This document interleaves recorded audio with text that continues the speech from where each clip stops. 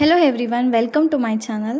ನಾನು ನನ್ನ ಬಾಲಕೃಷ್ಣನಿಗೋಸ್ಕರ ಅಂತ ಒಂದು ತೊಟ್ಟಿಲನ್ನು ಆರ್ಡ್ರ್ ಮಾಡಿದ್ದೆ. ಇದು ಒಂದು ವುಡನ್ ಪೀಸ್ ಆಗಿತ್ತು. ಇದರಲ್ಲಿ ಎರಡು ಸೈಡ್ ಕೂಡ ಪೀಕಾಕ್ ಡಿಸೈನ್ ಕೊಟ್ಟಿದ್ದರು. ಎರಡು ಕಡೆ ನೋಡಿ ಈ ರೀತಿ ಪಜಲ್ ಥರ ಜೋಡಣೆ ಮಾಡಬೇಕು. ಇದನ್ನು ನಾನು ಮೀಶೋದಿಂದ ಪರ್ಚೇಸ್ ಮಾಡಿದೆ.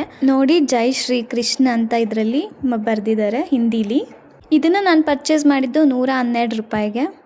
ಈ ರೀತಿ ಜೋಳಿಗೆನ ಹಾಕೋದಕ್ಕೆ ಅಂತ ಅಲ್ಲಿ ಜೈ ಶ್ರೀಕೃಷ್ಣ ಅಂತ ಬರೆದಿತ್ತಲ್ವ, ಅದ್ರ ಕೆಳಗಡೆ ಒಂದು ಹುಕ್ ಕೊಟ್ಟಿರ್ತಾರೆ. ನಾವು ಅದರಲ್ಲಿ ಈ ರೀತಿ ಹ್ಯಾಂಗ್ ಮಾಡಬೇಕಾಗುತ್ತೆ.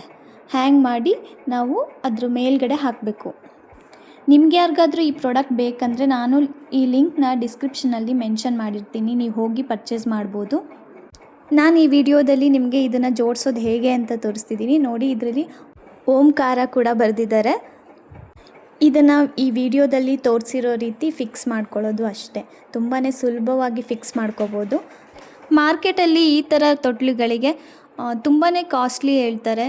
ಅದ್ರ ಬದಲು ನೀವು ಮೀಶೋದಲ್ಲಿ ಕಡಿಮೆ ರೇಟಿಗೆ ಇದನ್ನು ಪರ್ಚೇಸ್ ಮಾಡ್ಬೋದು. ಇದು ಬರೀ 200 ರೂಪಾಯಿ ಒಳಗಡೆ ತುಂಬ ವೆರೈಟಿಯಲ್ಲಿ ಸಿಗ್ತವೆ. ನಿಮಗೆ ಫಿಕ್ಸ್ ಮಾಡ್ಕೊಳ್ಳೋದು ಕೂಡ ತುಂಬಾ ಸುಲಭ ಅನಿಸುತ್ತೆ. ಬಟ್ ಈ ತೊಟ್ಲಿ ರೈಟ್ ಸೈಡ್ ನೀವು ನೋಡ್ತಿರ್ಬೋದು ಸ್ವಲ್ಪ ಲೂಸ್ ಆಗ್ತಿತ್ತು. ಸೊ ಹಾಗಾಗಿ ನಾನು ಅದಕ್ಕೆ ಫೆವಿಕ್ವಿಕ್ ಹಾಕ್ತೆ, ಅಂಟಿಸ್ದೆ.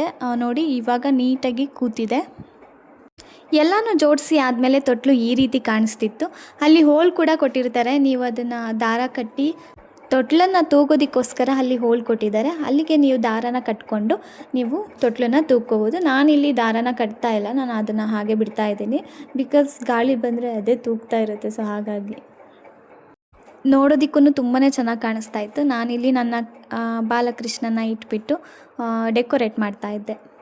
ಈ ತೊಟ್ಲು ನಿಮಗೆ ಹೇಗನ್ನಿಸ್ತು ಅಂತ ಕಮೆಂಟ್ ಮಾಡಿ, ಲೈಕ್ ಮಾಡಿ, ಸಬ್ಸ್ಕ್ರೈಬ್ ಮಾಡೋದನ್ನು ಮರಿಬೇಡಿ.